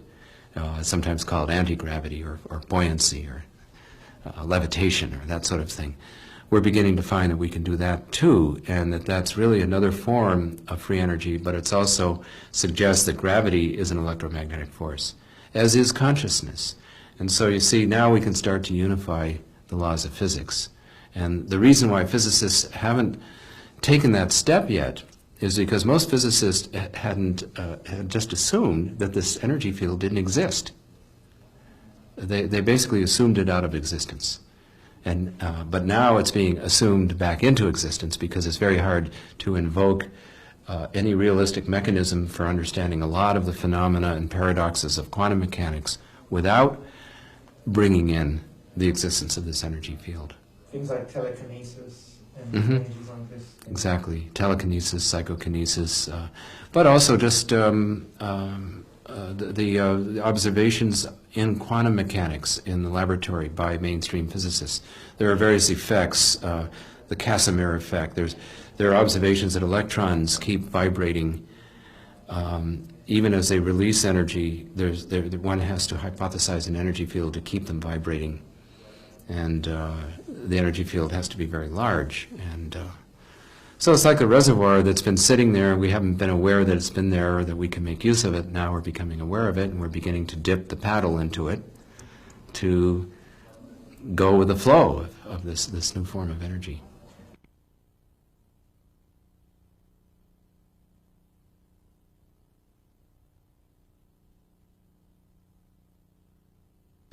I co-founded a number of organizations that are professionally spearheading the free energy movement and other new science movements. Along with Maury Albertson, co-founder of the Peace Corps, we co-founded the International Association for New Science about 8 years ago in Fort Collins, Colorado.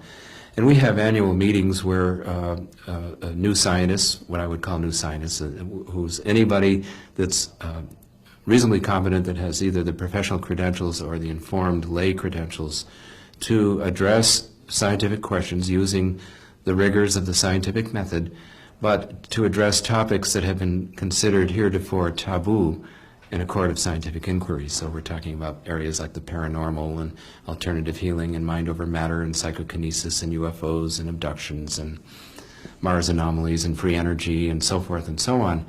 And we spun off two organizations, one called the Institute for New Energy, which now publishes a monthly newsletter, very informative newsletter, and then the other organization is the Academy for New Energy. And we meet once a year in Denver in the springtime. And then the International Association as a whole, the International Association for New Science, meets once a year in Denver in the fall. Well, by academy I mean that the intention here is to publish a peer-reviewed journal and to bring the professional, make the whole field professionally more competent. You know, in any new area of science and engineering, the first few years are always somewhat chaotic. You know, people have trouble getting educated in what the issues are. And we also need to be able to professionally organize so that the ideas become more credible and there's communication among researchers. And so we've been involved in a very intense process on that in a number of areas. Free energy is just one of them.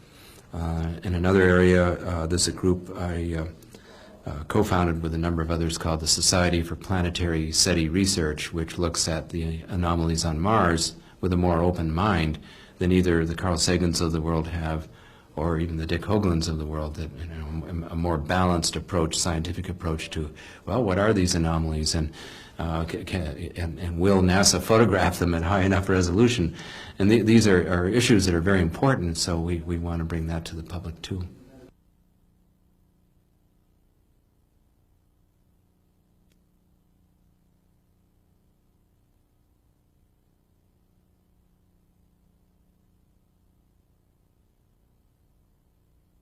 Well, I'd certainly, first and foremost, I would like Americans to become aware that free energy exists. We have a big educational job to do here because most Americans don't even know it exists. And so we need to become aware of the potential of free energy. We need to environmentally assess it. We have to make decisions as a culture about how to use this, how to control it, so that it doesn't just send us along down like the nuclear path, which is a path I'd rather not take. So we need to be serious and informed about it. And we also need to support the research and the researchers of free energy devices. The people that have been doing research have been hand to mouth. It's been very competitive. There's been an incredible amount of suppression. And it's time now that we come forward and make the truth known. As Joseph Campbell one time said, is that that apocalypse does not point to a fiery Armageddon, but to the fact that our ignorance and complacence are coming to an end. So I see the culture that's emerging now as one for which we need to have debates and discussions and education and research. And all of these areas have been severely lacking by some sort of neo-Ludditism. And especially in this country, I'm really surprised that this country has opted to focus all its media attention and public attention on such things as O.J. Simpson and election races between Tweedledee and Tweedledum, whereas what we really need to do is say, well, what's on the horizon? These things are on the horizon. They'll be made in Japan if we Americans don't do something about it pretty soon anyway. So why don't we get educated? Why don't we discuss the issues and debate them? I'd like to see us go back to a time more like when Kennedy was president or when Teddy Roosevelt was president, where we had really strong and inspired leadership, where we have now the ability to make responsible social and economic choices, which will inevitably have to be made in this issue and in this area, because we're talking about supplanting a $2 trillion per year economy. So it's safe to talk about flying saucers and people from outer space people who may be circulating among us now and who demonstrate their unearthly qualities, if they choose you as one of their agents, by disappearing and reappearing at will in your very presence, in front, if necessary, of many witnesses, and who land on this materialistic earth in flying saucers, to which you, if you're one of the chosen, shall enter through an anti-gravity elevator. Nothing to hold you up. You just whisk up into the body of the flying saucer, a scout ship from outer space. No, I'm not really joking, because I've got a man now, here and now, one of the men who claims fervently that he has met these people from outer space, has talked to them, and has been given secrets of things such as a time machine from men from outer space. You'll meet this man after this plebeian and earthly message.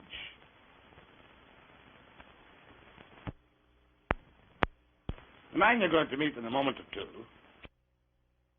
Castle, from Giant Rock, California, is a most unlikely person to claim to have seen flying saucers and been in touch with people from outer space. George is a very ordinary fellow.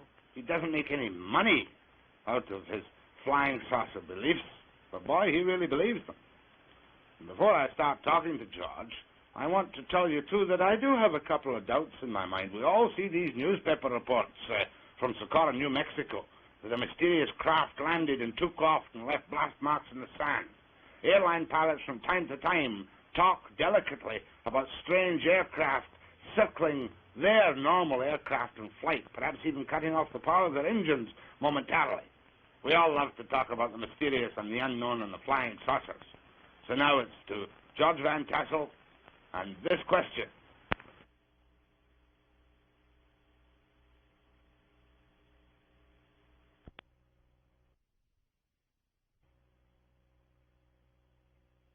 Time machine you're building down in California. Well, Jack, this was the result of a formula which was given to me by a man who landed a ship at my airport in 1953. And we put this formula under research, tested a number of experiments on a bench in a good electronics lab in Chicago, and we produced phenomenal results with evidence that we should do it on a larger scale in order to be able to do more with it.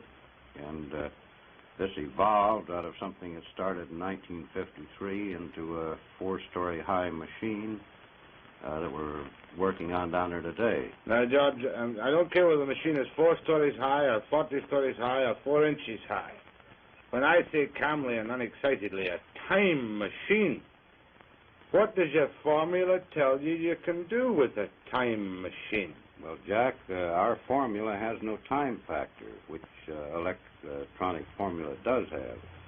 And on the other hand, electronic science has only had 2 dimensions to work with, the electric pattern and the magnetic pattern perpendicular to it. And we discovered a 3rd zone, which we call a time zone, and we are working through this zone with an effort to orient the magnetic field to give us other results than our science can obtain at present. George, just double talk to me. A time machine means to me a little box that I can go into and go back 5,000 years or forward 10,000 years.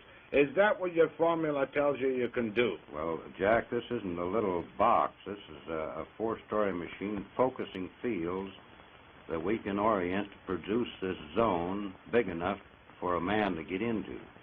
It isn't a box. But what happens to the man when he gets into the zone? Well, I'm all agog with curiosity. Jack, we've discovered this zone is subject to thought. Now, since time doesn't record events the way we do on calendars and clocks, you could only record an event by thinking of it. Now, theoretically, we believe we can take a videotape magnetic camera into the time zone and photograph Lincoln's Gettysburg Address or Caesar's armies marching or anything that's ever happened. All right, let me get this straight. In other words, you're telling me, like H.G. Wells imagined 50 years ago, that everything that happened in time is still there to be seen by the recreation electronically of a thought which exists. Jack, you know how you talk into a tape on a tape recorder and play the interruptions back, identical to the play that you made. The Earth's magnetic field is the same way. You can put interruptions into it and play them back out of it. An associate of ours in creating a magnetic coupler with this principle coupled in the Earth's magnetic field and played back TV shows from stations that aren't even in business anymore. You mean an experiment has been done to bring out of the air television programs which have been and gone? Been and gone. Now, where was this experiment conducted? It was conducted in Santa Monica by an associate of mine. Why hasn't this hit the headlines throughout the world? That's a time machine in action. If I can... Jack, the reason it hasn't hit the world is because, as I understand it now, the Navy Department took him and the research over because he also discovered he could bounce magnetic echoes off the ionosphere and locate submarines under the ocean, regardless of where they were. So, who is this associate of yours? This is a fellow named Charlie Arts. Charlie Arts? Yeah. And is he a free man walking around today? Well, he's free where he is in this super-secret research he's conducting. Now, so therefore, you tell me soberly in front of this television camera that things, old television programs, have been recreated out of nothing. Played back with a picture and the sound just as good as the day they were broadcast. We've done this many times. Why didn't you bring one up with you? Well, this requires quite a piece of apparatus. This magnetic coupler works on around 50,000 volts, and it doesn't have any radio frequency connected with it. And actually, the television set which plays back the picture doesn't even have an antenna connected to it. George, you know as well as I do, and you've been on television 350 times, and I've known you. I met you once 7 years ago, and I kind of like you. But you know what the people out there are saying. They're saying this man's a nut. Well, Jack, you know, when Fulton was running his steamboat up the Hudson River, there were people still standing on the bank saying it couldn't be done. All right, let me take you back, though. You have a time machine plan. You have done experiments which show you can bring the past to life. Where did this formula come from? I love that Scotch accent. Jack, the formula came from a ship that landed at my airport in 1953 on August the 24th. Which had 4 people aboard it that came from another planet. I'm breathless. Well, you're not only breathless, I was breathless. But I'm cynical, too. Well, that's fine. That's the way to be. In fact, I'm a bigger skeptic than you are of many things. I'm an unbeliever. Convince me that this really happened to you. Well, this thing is very similar to a thing that's happened in our biblical records where a Lord presented Moses with a pattern to build a tabernacle. They came out of the sky, they handed him stone tablets, and this phenomena that's taking place today is as old as our history, as our civilization. This isn't anything new that's occurring. It's something that's being continued in another time of crisis when conditions affecting the people of this planet are reaching a point where somebody has to take care of the situation. Now, I don't intend in any way to be disrespectful or blasphemous, but do you feel, and I know you're not an evangelistic type, do you feel that you're some kind of Moses receiving a new word? Well, I don't say that, Jack. I say that what is occurring now has occurred before. There's many records of these ships landing throughout history, clear back into Sanskrit. And there are records in the 1898 Chicago newspapers that covered the front page for 3 days of a big ship setting over Chicago. When you realize we're dealing with a type of man that is almost as far above us in intelligence as we are above the lower animals, there isn't anything phenomenal in this at all. Now, you say casually, because this is your life's work now, ships. Now, you mean flying saucer, don't you? Well, a flying saucer was a name the press put on this thing. And actually what they termed a flying saucer was nothing but a scout ship from the big carriers. But I want to go back to that 1953. Tell me, where did this happen for people who haven't heard you talk or seen you yet? It happened on my airport, which I've operated for the last 16 years, at Giant Rock Airport, 17 miles north of Yucca Valley in California, or 40 miles north of Palm Springs. Now, this is a private airport for small aircraft, is it? This is an airport used both by the military and private aircraft. You own this airport, do you? I leased this airport from the United States government. I've operated it for 16 years since I retired from the flight test business in the aviation. Right now. How old are you now, by the way, George? I'm 54, Jack.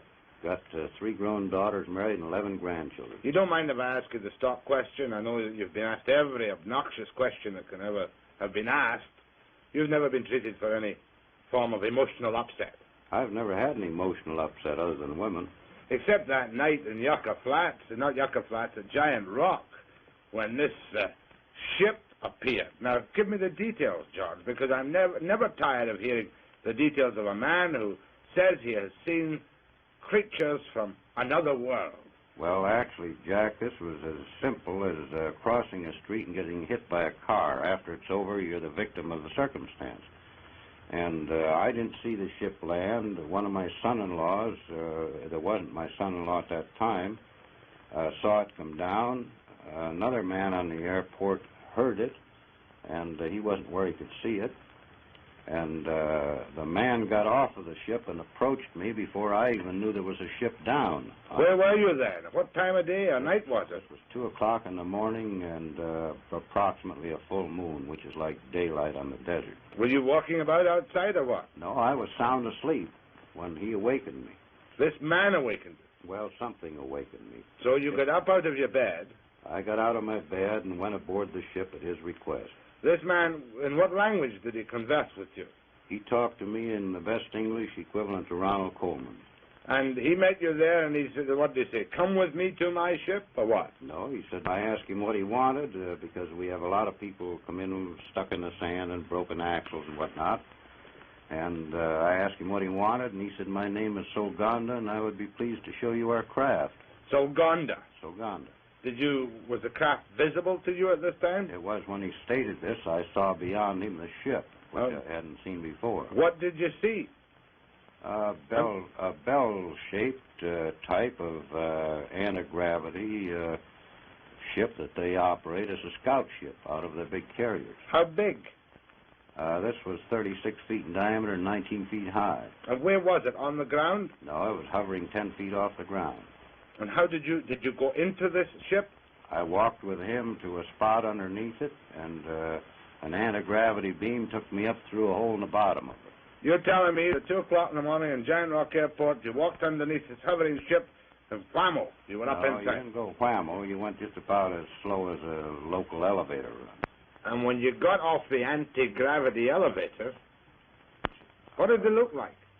I was inside of a ship about 18 feet in diameter and roughly 10 feet high to the domed ceiling, and there were 3 men on the ship, besides the one that had got off and invited me aboard. You keep calling them man. What do you mean, man? Well, Little green man? They were about 5'6". They came about to my eyebrows, and they could have walked in our clothes down any of our streets, and we wouldn't have paid any attention to them. And did you bring any proof off that ship? Were you alone in the ship? I was alone with the 3 men until the other fellow came up behind me, and then the 4 of them were aboard. Were there any other earthly eyewitnesses to this? Nothing, only outside of the ship. And these people stayed outside? On the airport. And did you go anywhere in this ship? Not to my knowledge. When I got off, it was the same place it was when I got on. What do you mean, not to your knowledge? Had the door closed when you went in or something? I don't know, because it was below the deck. And did these people tell you where they came from? They didn't say where they came from, but I've been in the air game since 1927, and their instruments were unlike anything I'd ever seen before. Well, don't give me technicalities. What was different? The difference was that we used dial instruments, and they used vertical instruments, like fluorescent tubes with marks on them. What color were these people? The instruments were marked in symbols similar to hieroglyphics. They were not in any language or number system we use on the earth. What color were these people? They looked like they were white people with a good, healthy tan. Did they give you any indication of how old they were, or what they ate, or where they came from at all? After we got off the ship, the man who invited me aboard, who didn't look a day over 28 years of age, told me that he was over 700 years of age in our time. Oh, come off it, George. That's right. Was this the guy who gave you the formula for the time machine? That's the man. And what form did the formula take? Did he implant it in your mind by telepathy, or did he give you something written in English? He spoke it to me verbally. And you remembered this? There's nothing to it to remember. Well, you tell me now. The formula for a time machine. F equals 1 over T. F equals 1 over T. F being frequency and T being time. And this enables me to go back to the time of Caesar's armies conquering Britain. Well, it would enable a mathematician to work this out, yes. And why hasn't this been acclaimed like Einstein's E equals mc squared? Well, why hasn't the fact that the United States government's been flying anti-gravity ships since 1956 been acclaimed? Or the fact that there's a crater on the moon with a base in it since 1954, we've known this. All right, but let's get, first of all, the U.S. Why haven't the FBI clapped you incommunicado for breaking secrets that they want to keep secret in the United States? Well, possibly because they know this information's going to get out eventually anyway, and what I say won't make any difference. Now, that particular night when you had this experience, did you call the police? Did you call the Army, the Navy, the Air Force, the White House? Well, I'm 17 miles from the nearest phone, Jack, and the nearest phone would get me to the sheriff's office, and it'd take them about 40 minutes to get out there. Oh, wouldn't you have a phone on an airport? No, we have no phone. But you're an operating airport. Well, we're an operating airport, but we're isolated in the middle of the desert, 17 miles from the closest town, and they've never run phones out there. So how do you communicate with people who want to use your airport? They fly in or write and phone to the local town where my daughter lives, and she notifies us when she comes out. Now, you talked about a crater on the moon. Now, I thought all the moon stuff had been debunked and that nobody ever really knows what goes on the moon. What's this? Well, this is the Gassendi crater. This is 55 miles long and oval-shaped. It's in the Mare Humorum Sea, or on the edge of it. Since 35 years ago, they wondered why this particular crater had these lines in it. And with the magnification which you can get with a larger telescope, this is what they found. These lines are tubes laying on the surface of this crater and running under some of the mountain ridges. There are 3 large dome-shaped structures in here. These tubes run clear outside of the crater, and we know they are tubes laying on the surface because the sun is shining from this angle, and this mountain peak causes this shadow. What does it all mean? Does it mean that this is a rocket launching or a flying saucer base on the moon? This has been a base on the moon for perhaps many thousands of years, used by these people in the spaceships to resupply their ships or whatever is required. Not even Life magazine has accepted this as genuine, or has it? Well, the Palomar Observatory people that took the picture won't even comment on it, so... There must be a great conspiracy of silence to keep George Van Tassel's secret of the universe away from the people. No, it isn't to keep anything I know away from the people. It's to keep many things away from the people. Let's talk about this picture. This is the time machine. This is a picture of the machine we're building down there. This structure is actually up. We're working now on the parts on the equipment that operate it. This rim around here has armatures 57 feet in diameter, which will be better than 4 times bigger than the biggest armatures ever made before. But is that the place where you did the experiments? By the way, how old were these television programs you pulled back out of time and space? Well, the oldest one was 6 years back because the television was 6 years old when this was done.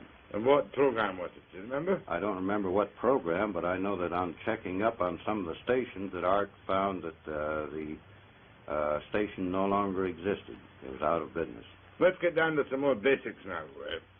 Are you making a lucrative living out of traveling around the world, evangelizing for flying, around the continent, evangelizing for flying saucers? No, Jack, I'm on a vacation to rest my wife because she's been 2 years in a 40-seat restaurant without a rest, more than anything else, and I enjoy these particular things as a sideline.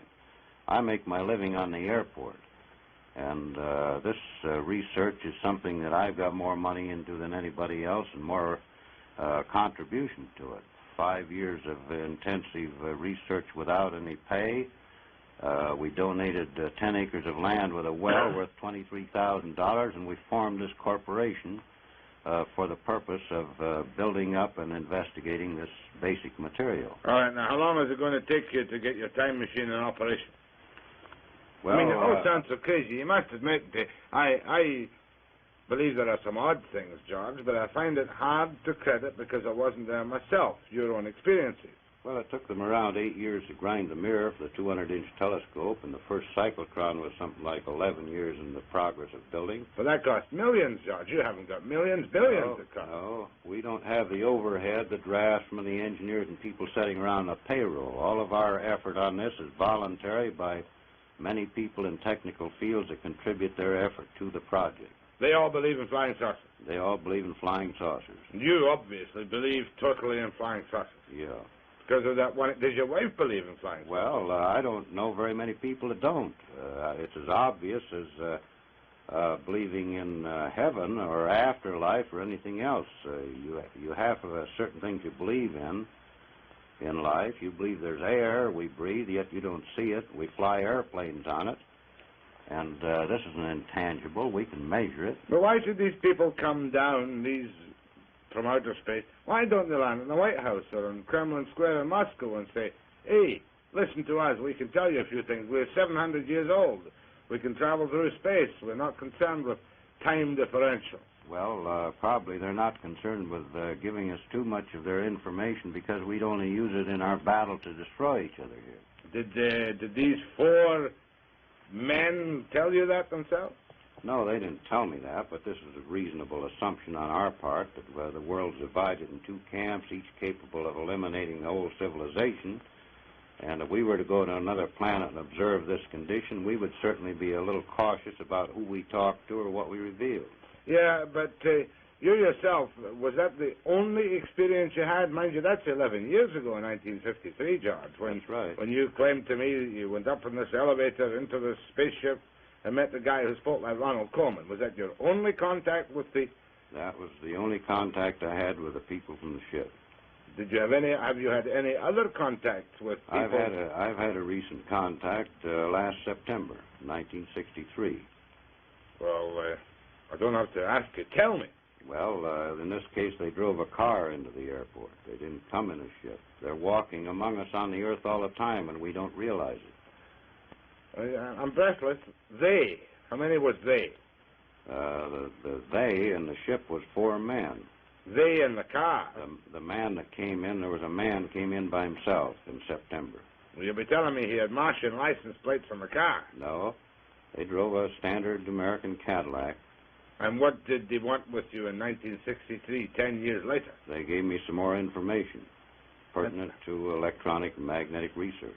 But how did you know they were from some mysterious place in outer space? You don't know unless they want you to know, and then they'll demonstrate some thing that they can do that we can't do, that's humanly impossible for us to do. What did they demonstrate to you which convinced you, an apparently sober, sensible, balanced person who nevertheless believes in flying saucers, that convinced you they were unearthly people? Well, they demonstrated the ability in front of 19 people sitting in a lounge, for instance, that they could sit there and disappear before your eyes and reappear. In fact, the man did this 3 times. For you and your friends? For 19 witnesses that were sitting in our lounge. Vanished in front of your eyes? Sit right there in a chair like you're there, and then you're not there, and then you're back there. He did this 3 times. Now, I'm going to disappear, but purely for 1 minute for this message. The previous foregoing interview with George Van Tassel of Giant Rock Airport, California, was not, I must stress, presented to you as a scientific examination of George's claims. There are so many holes in George's claims, even to the layman like myself, that one is bound to be, how shall I put it, a trifle cynical. For instance, why didn't George keep one of the men with him to produce a living proof? And then we could have checked medically his heart and lungs and everything else about him. Try and substantiate the claim that he is 700 Earth years of age. And why didn't they at least tell George where they came from? Or why didn't they at least present George with some physical, concrete proof so that people wouldn't regard him with suspicion and skepticism as someone who was perhaps just a little bit You know, overly easily convinced perhaps by some form of hallucination. But he did tell us one thing, how to recognize visitors from outer space. If they ever come to you and you're sitting in a room and they snap their fingers 3 times and disappear,